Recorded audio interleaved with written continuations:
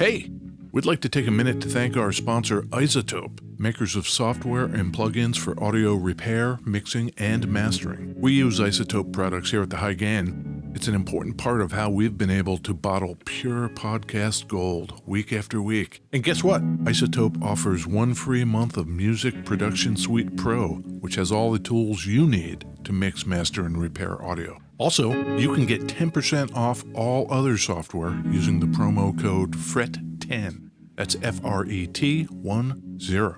All of this is at isotope.com, izotope.com.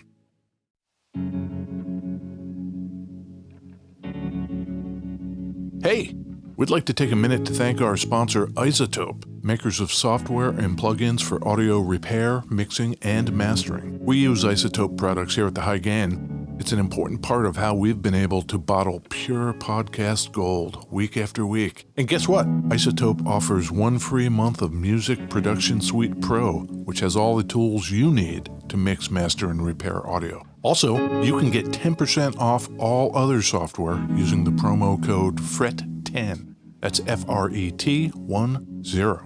All of this is at isotope.com, izotope.com.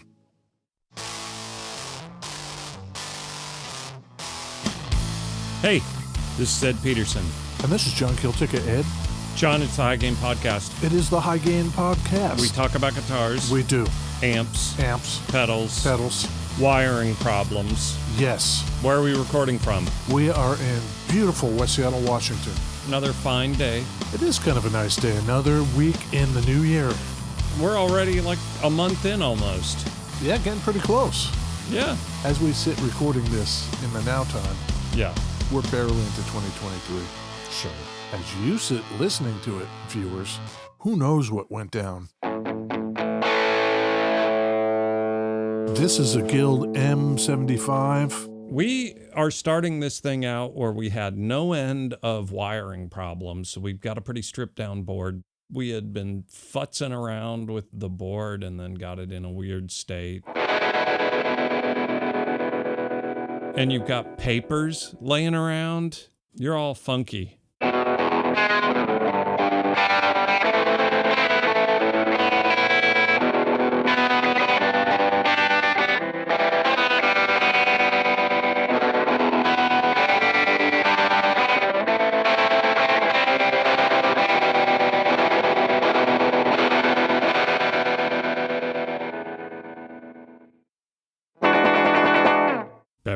Beverages, Ed, yes. That kind of sounded a little Neil Young-y. Oh, maybe. You know? Yeah, a little bit. Yeah. What are you drinking? I have black coffee. Yes. And what on earth is that thing? It's an Urban Remedy organic superfruit C shot. It's got 1,200% of my daily vitamin C. It's like a little vial. Yeah. The number one ingredient, John? Love? Beets. Ugh. Beet, orange, ginger, lemon. Beets come from the dirt. Yeah. Are you going to pour it in your coffee? No, I'm going to pour it in my mouth hole. You should pour it in your coffee. That would be dumb. What do you got? I too have black coffee, and I have another Roar beverage, same as last week. Same one? Same flavor. Mango clementine. What's not to like? Yeah. Are those guys going to send us a crate of that stuff? They should. I got to tell you, this Urban Remedy thing, I just shot this thing down. Was it horrible? I think it's just fine. But I got to tell you, John. Yeah? What does this taste like? Dirt. Beets. It's dirt flavored. Pretty much. Will you report to us every so often the effect it's having on you? Full disclosure, in case I have to run and have some sort of emergency. I bought it and set it on the counter. Yeah. Then realized much later, this thing's been sitting on the counter for like several hours. And it does say keep refrigerated. So there's a non-zero chance I just poisoned myself. Dirt poisoning. Yeah. Yeah. You would not like this at all, John.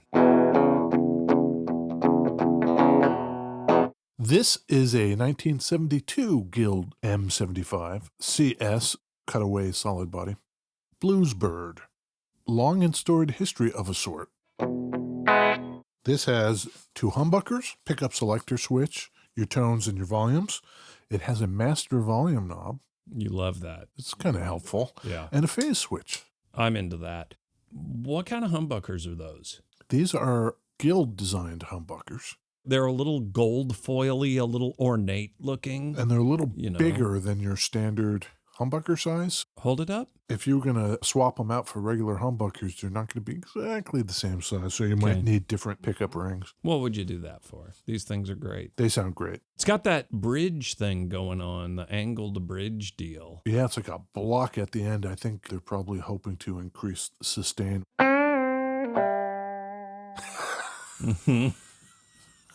Last week you had that Qtron that you were blasting. Glad that's gone. You loved it. Very quacky. Yeah, the jam band people love the quack. I was born in 1968. Yeah, I've heard. I was a little bit of a crybaby baby. They took me to the doctors, like, why is this kid crying so much?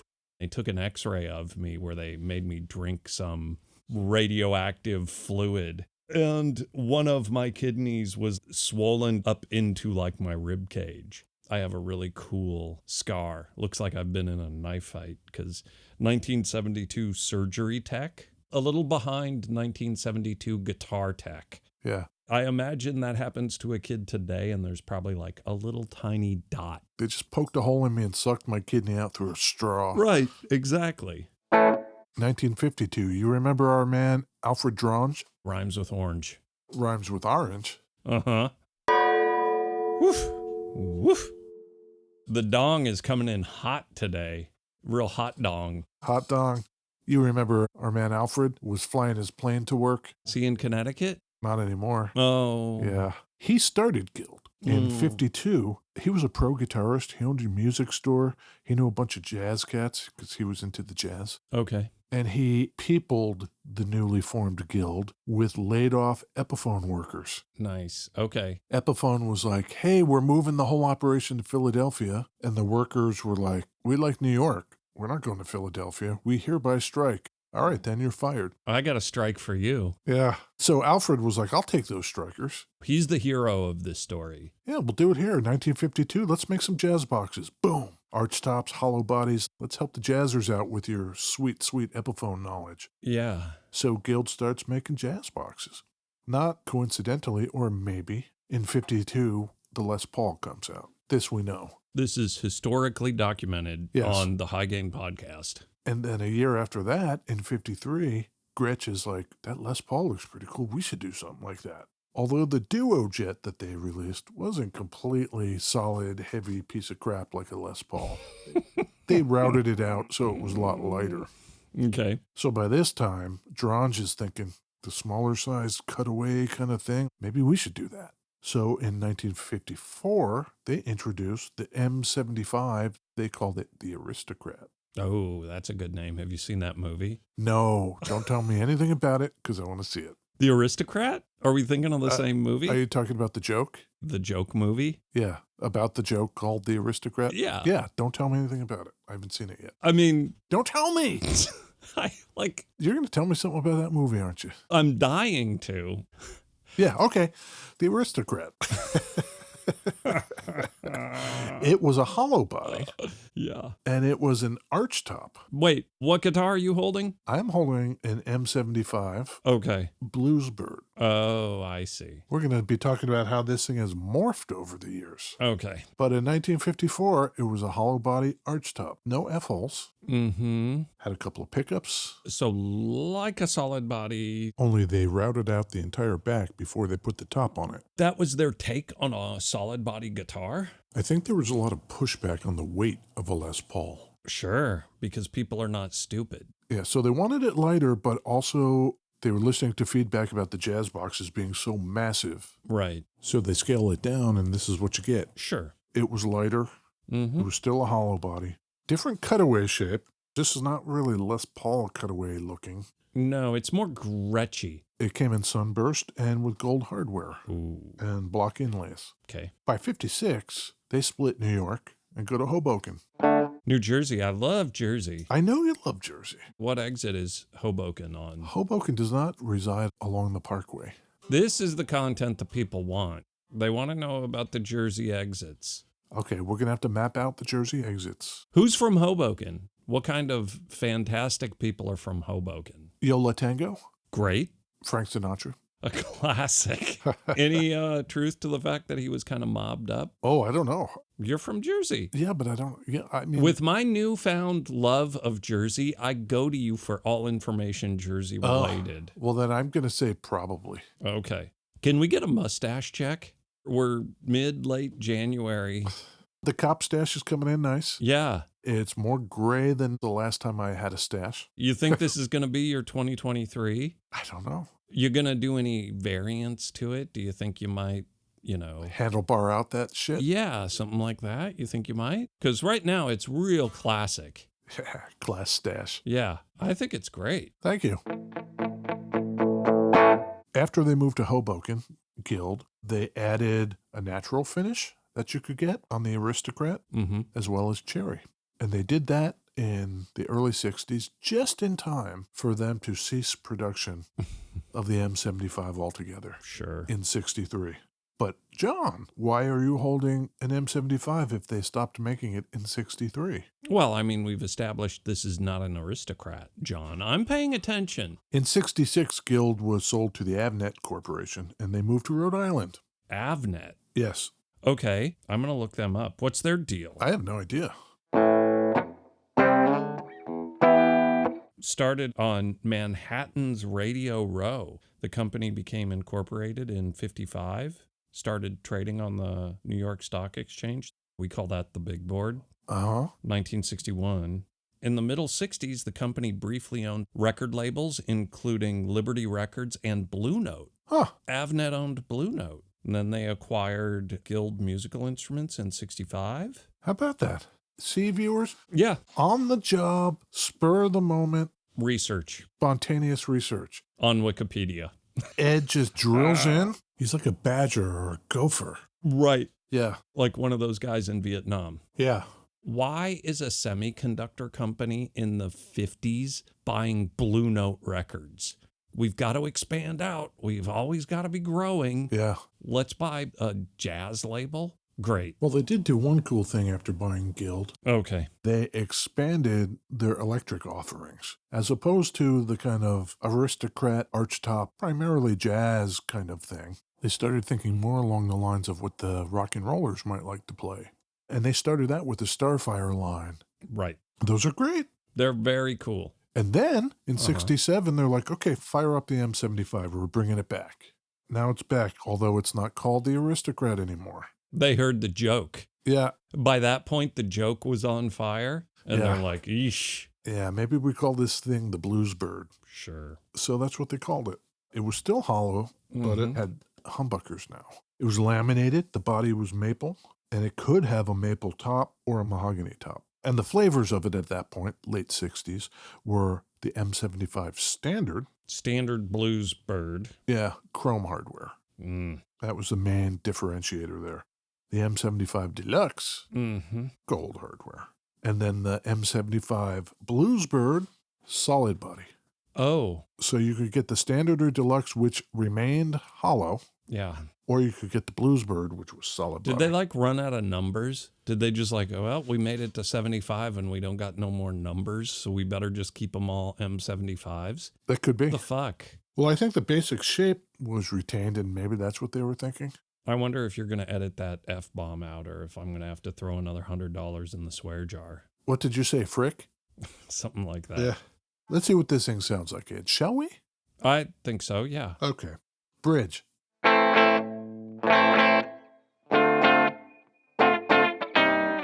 That's a pretty warm bridge, in my humble opinion. Let's see what's up in the neck. As warm as I can make that neck.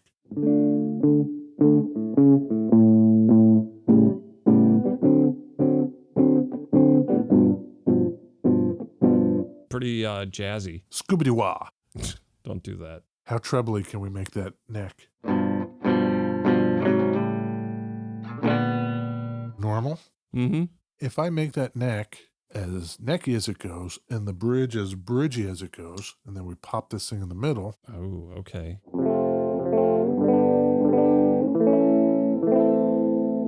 I would want a different bridge pickup in this. Go back to the bridgiest bridge. I just think I'd want something hotter. Just me. I don't know. Well, let's see what it does when we put a little... Better. Go back to bridge. Okay.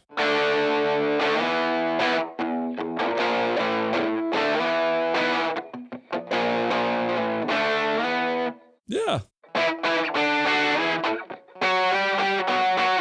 Sure. Phase switch. Hmm. I guess we need both pickups on for that to work. That thins out a little. Yeah. Phasing humbuckers? I don't know. It's not as apparent.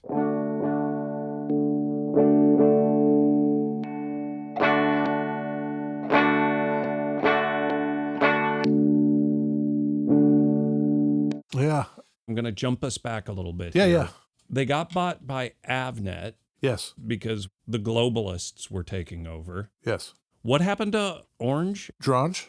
Rhymes with orange? He stayed on. Okay, so he's still at Avnet and he's still working. Okay.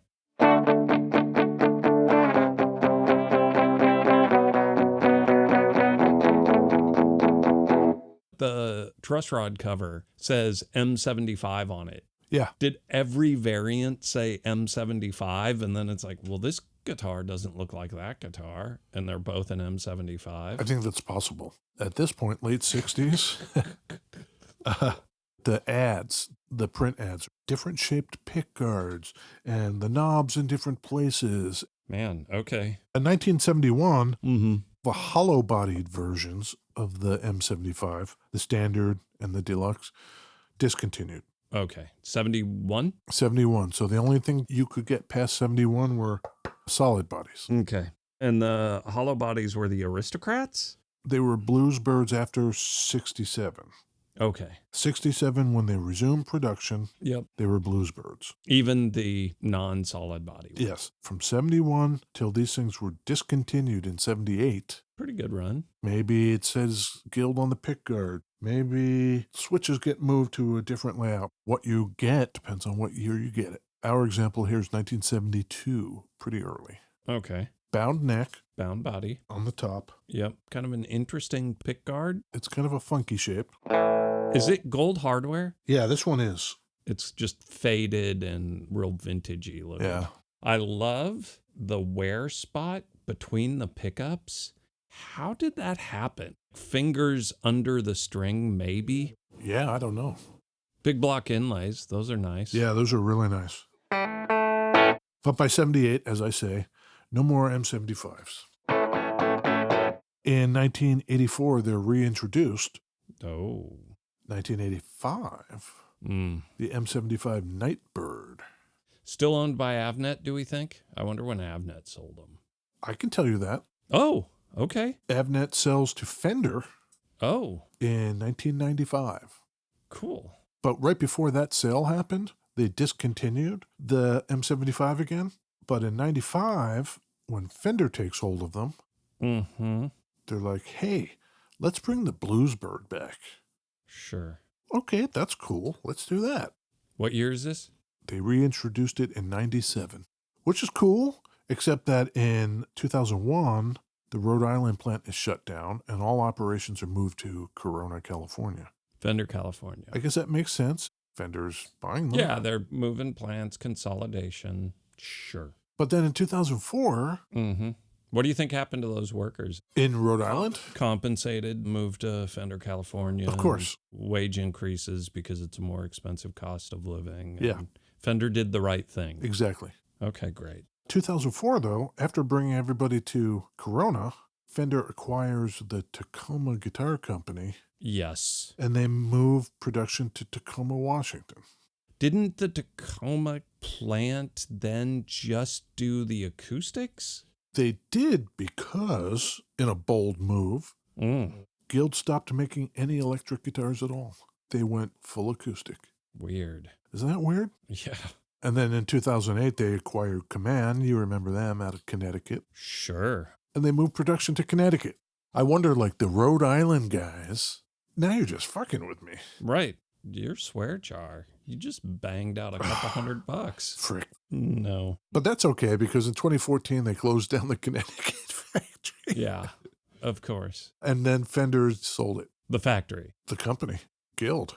2015, it's bought by the Cordoba Music Group, and that's who owns it to this day. Lovely group of people out there in Santa Monica, California. Oh, that's great. Yeah, that's where they're based, and the factory is in Oxnard. Great.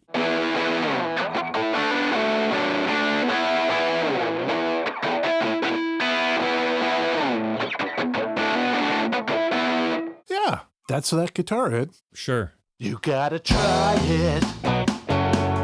Try and decide. Is it hello or goodbye? Buy or deny?